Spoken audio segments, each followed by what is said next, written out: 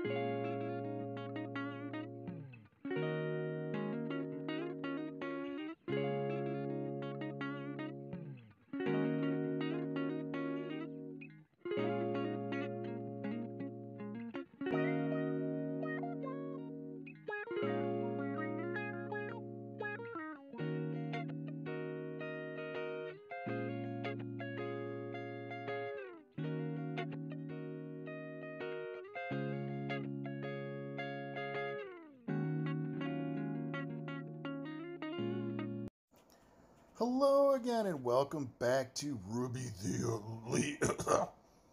Sorry, not as deep as the opening, but I gave it a shot.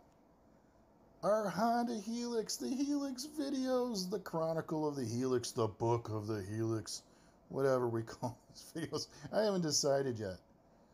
We will name them. Well, I guess the first one will have its name. We'll find out later on. But as you can see, it's on the rotisserie, the big stage, ready to be worked on. She looks beautiful, but she holds mysteries just like all the other bikes that I've purchased. Under these panels, we're going to find some things we really don't want to find. We'll get into those in a second. It's just another one of those things, folks. When you buy one of these bikes, like my Elite 250 or my Ruckus, you find shoddy work underneath. The longer that these are owned by others, the longer stuff can be all messed with, and this bike's no exception. It looks beautiful. It only has 400 miles, and you would think nothing could be wrong with it. 400 miles, come on! But we're going to take it for a ride in a minute, a second ride, because my son drove it home, actually, and he's like, Dad, the Helix light don't come on, and the turn signals kept going on and off. And also, it started flickering, and I'm like, what? When we bought it, it was on a dirt road, so we couldn't really take it for a ride until after we left the compound we bought it at. We'll get into that story later, because there's always an origin story. But I'm going to take it for one more ride now, and see if I could see what my son was talking about. While I rode the bike, I could definitely feel that the tires didn't feel real well. I also could tell right away that nothing was working right on the dash. The signals weren't working, the Helix light wasn't coming on, stuff was flickering, there was issues. Now it was time to see what those issues could be, and this is exactly what I found when I took this panel off. At first I thought maybe it's just a bulb or something's loose under here. This is not what I expected to find. At first I'm like, why is there a rag in here? And then, duh, something's been living under here and decided to get all warm and cozy living underneath this panel, and I was like, what did it eat? Right away, that was the first thing I thought, is it did something to the wires. It chewed on something, did something. I ended up taking all this nastiness out. Look at all the feces, and you could see the wires at the bottom that were chewed. I'm like, okay, looks like we're going to have to do some work under here that I was not planning on doing. It wasn't a super big deal. It still was pretty upsetting to take this off and find this. Obviously, this was not part of the deal when I bought the bike, to find all of this under here. And I actually contacted the prior owner, and I'm like, I got to fix all this wiring, and it really has nothing to do with the amount that I paid you for the bike.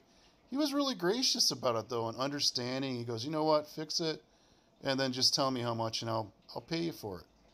He goes, or I'll come and pick up the bike. I'm like, nope, you're not picking up the bike. I want to keep the bike. So we're just going to fix it up. And you can see here the wires, how they were eaten. And it actually looks worse than it really was. There was only about 5 wires that I had to fix. And this is how I fixed it. I just soldered some new wires to the old. It was all set. I wrapped it all up after I was done with some electrical tape. I kind of wish I would have used that Honda rodent tape. I might swap it in, who knows, or leave it like this. We'll see how this holds up. You know, I'm not paid to advertise this, but I'm going to mention it again. If you guys got one of these Harbor Freight lifts, definitely get the Condor scooter chalk. Look at how the bike is just sitting up there like suspended in thin air. There is no straps holding it down, and that's because that Condor chalk is incredibly strong. It keeps the scooter in place. You can pull on the handlebars and it will go nowhere. I tell you what, if you guys have this lift, do yourself a favor and add that chalk to it. You will not be disappointed. Definitely a great addition to the garage. Well, I stopped at my local Honda on my way home, started my parts list for the Helix. Got some GN4 and some HP coolant. The best stuff, only the best, goes back into my bikes. And I got some other parts that are on their way, but let's get started taking the panels off the bike. We have one bolt right here holding the seat down. We'll remove that and remove the seat. There's a few screws, 4 to be exact, that hold on this bottom panel. 2 in the front, 1 under here, where is it? There it is, and also 1 back here, and that's so you can take off the bottom side panel. Once you get those 4 screws off, there's a little pin that's right here at the end on both of these side panels. You got to move it around a bit, but eventually it will come loose. You can start to see the filth that's underneath the bike. Same on the other side. There's a couple of screws here in the back, and then also a couple under here. Move your kickstand out of the way. It'll make it a little bit easier to get off. And remember where those screws go. That panel will come off the same way. That's where that pin goes in. So just be mindful when you pull it off to take it easy not to break it. So nasty under here. Will be cleaned soon though. We're going to remove the grab bar next. There's 4 Allen bolts that hold it on. Make sure you have your metric tools ready to go when working on these Honda scooters. This is a number 6 Allen wrench that we use. Real easy, comes straight off.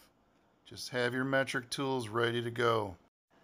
1 bolt holds the helmet lock on. There are 2 bolts on each side of the upper back panels. Once you remove them, the whole thing, both sides and the back headrest, all come off in one piece. Just a little finagling left and right, and the whole thing will come right off. Removing your junk in the trunk, remove this line and these 2 bolts, and the whole back cover will come off in one piece. Very simple. You know, the Helix is no exception. When you buy a used scooter, you never know what's going on beyond the panels. This is your opportunity, once you've removed them, to inspect everything. You know, I've mentioned many times that I like to beautify my bikes and make it all pretty under here. But there's also another reason to clean. It makes it easier to inspect things. Is a clamp missing? Is a hose split? Does your fuel line look like it needs to be replaced? When everything is filthy like this, it makes it very difficult to make sure everything is the way it's supposed to be. You never know what a previous owner could have did under these panels, and this is your opportunity to make sure everything is the way it's supposed to be. If you don't, it's your own safety that you're playing with. Clean it up, inspect everything, and it's definitely a reward to yourself. Now let's talk about some maintenance items I bought. Using my scooter force, My first part is a sleeve for my exhaust. Get rid of the backfire. Next is a brand new belt. After 24 years, who knows, there might be dry rot on the original. Good to put a brand new belt in. Probably not needed, but I bought some new rollers anyway. Figured having an extra set is always a good thing. A deep breath of fresh air for the Helix, as in a new air filter. I can't imagine the original ones in that great a shape. The spark of life, a new jolt of energy. The NGK recommended in the service manual, new plug for the scooter. The Helix deserves a clean drink. Who knows how long the fuel was sitting in that old fuel filter. It's getting replaced. Next is a replacement carburetor. So you're asking yourself, what's he need a replacement carburetor for? Well, we'll get into that when we start to talk more about the origins, the scooter story. We haven't discussed that in detail yet. Of course, how could I forget a brand new set of rubber? The scooter deserves a nice pair of shoes. We'll discuss all the other items that I bought for the bike as time goes on in these videos. Let's also not forget our Honda service manual. It's what I use to reference the stuff I'm doing today for this video as well as any videos in the future. We did remove this maintenance cover early on when we had to do our repair. It's just 3 screws that hold it in, and the whole cover comes off very simply. Alright, let's move on to the body center cover, but I don't think I can get my hand in there. It's awful tight. How about a little help, Pizza Pointer? Do you think you can get down in there and show everyone where the screws are? Okay. Are you pointing at it? Oh, okay, I see. All right, let's move on to the other ones. And where's the next one? Okay, right there. It's kind of hard to see the screws because they're filthy. Okay, perfect. Thank you. Where's the third one? And the third one is... Do you think you can fit? You might not be able to fit. All right, I'm giving you a chance. No, can't really fit. But we could see it's missing a screw. You know that's a pet peeve of mine if you watched any of my videos. It also tells us somebody's taken this off in the past. You know, I've parted out a few different scooters over the years, but I've always kept the screws. So important. You never know when you might need one like I do today. Honda uses a lot of the same screws in their bikes. Always keep the screws. After removing those 3 screws, there are some tabs along this body panel that you have to lightly pull on the panel and they will disengage. That was the last one. Just need to remove my battery charging cable and slide the panel out. Alright, let's go ahead and remove the side rail. There is a order that you need to do this. First, it starts with removal of the bolt. After that, you're going to pull very light pressure along the bottom of the rail, and you're going to disengage the tabs that are underneath. It'll take a few seconds for you to get them all. And then once you do, you're going to slide it to the left, just like I did, about 1/2 inch. Then after that, just very light pulling and the rail will come right off. Follow those steps to make it easy for yourself. Okay, let's remove the foot peg and the floor mat. We'll start by removing the bolt. And as you can see, my foot peg rubber was not even attached. We'll make sure that it is when we reinstall it. But just a light tug and it will come right off. And then as far as the floor mat's concerned, there is they're like little rubber pegs that you have to remove, just with a little bit of light tugging and being gentle to go around the brake. It'll come off very easy. For the side visor on each side of the bike, there's 5 screws that hold it in, as shown from Pizza Pointer. Remove the screws and it comes right off. After close inspection, I found that one of my clips here is busted. We'll have to figure out something for that because it ain't staying broken. Next is the inner fender. We have some screws that are along the bottom here. And once we remove those, the inner fender will come right off. Do the same on the other side. And with a light tug, oh, that was that screw that wouldn't come off. Now that I've removed the inner fender, we can get a closer look beyond. More of the same of what we've seen removing the others. Quite a bit of work to do under here. I'm not sure what that is though. We'll get rid of that too for sure. For the inner fender removal, we've got a total of 6 screws that we have to remove all along this floorboard. This is also going to aid us in the removal of the front lower cover as well. 6 screws total, and then over here we've got a total of 4 bolts that have to be removed.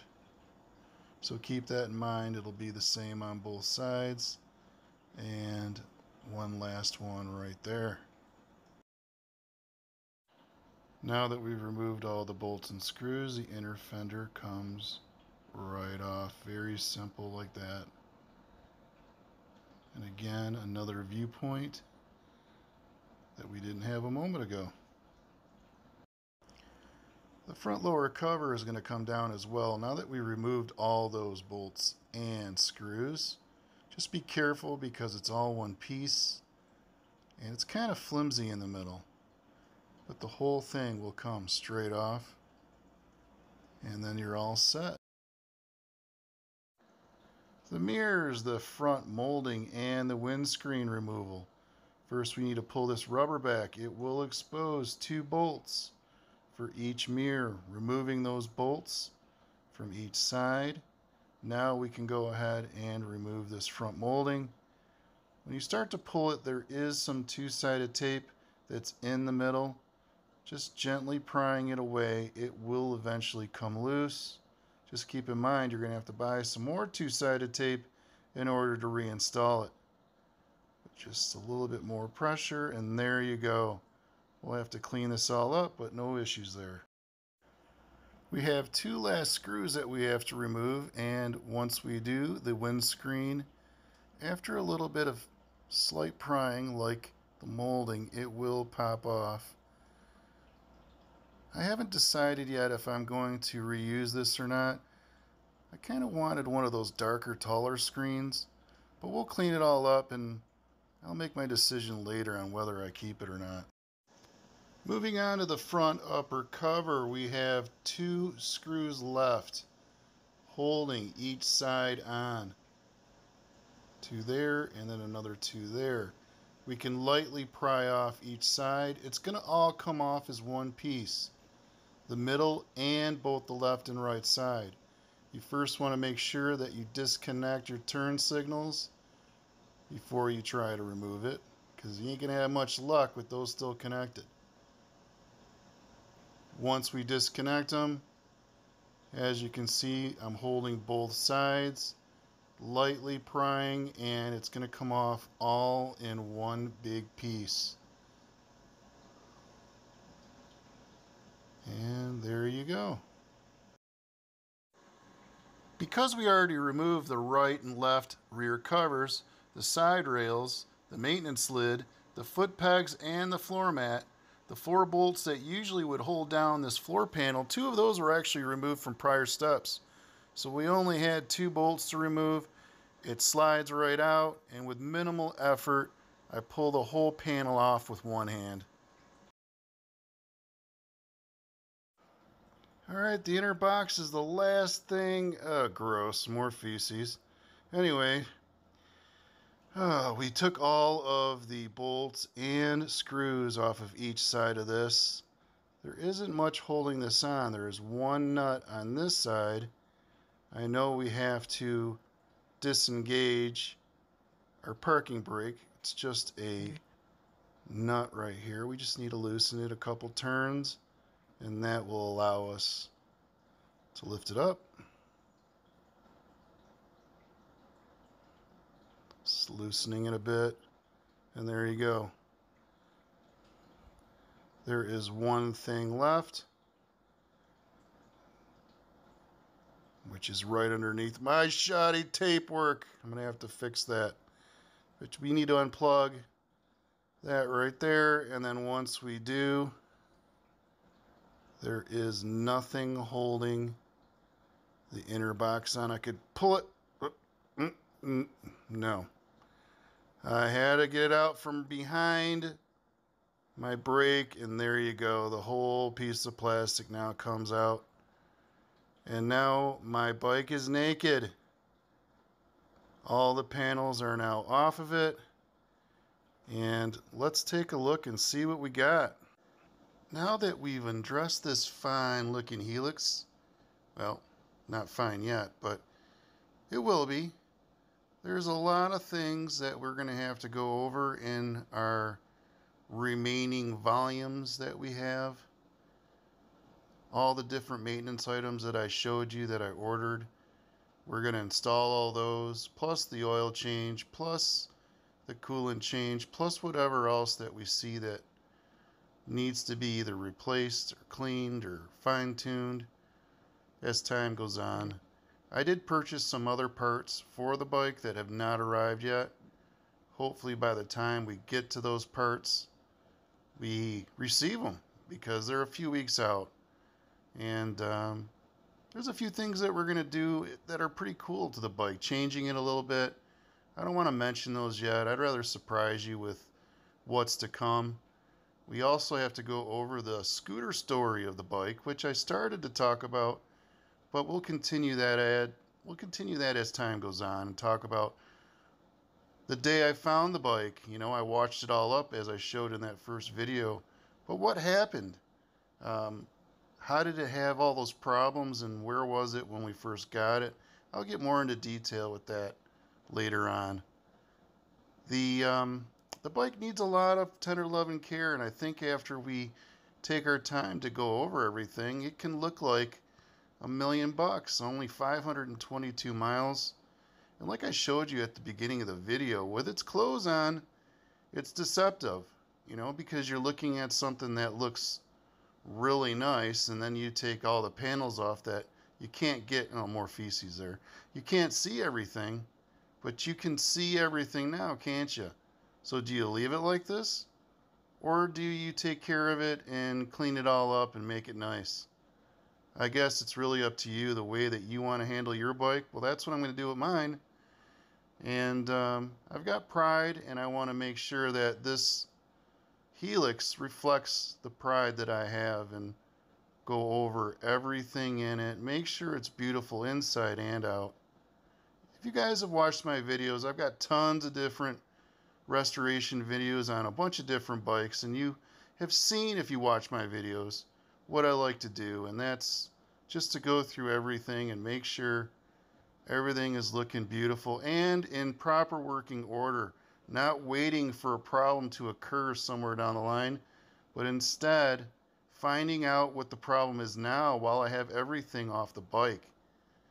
A lot of guys don't do that. They just get it running, and then they drive it and then find out, oh, this is broke, and then they got to take it all apart again.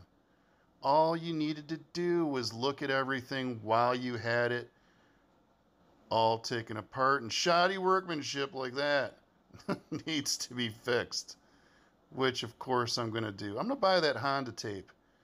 I'm not sure how much it's going to cost, but you wrap it all up with that Honda tape, and it has that flavor, and that flavor of peppers, and that should hold off any more varmints from getting under here and eating my wires.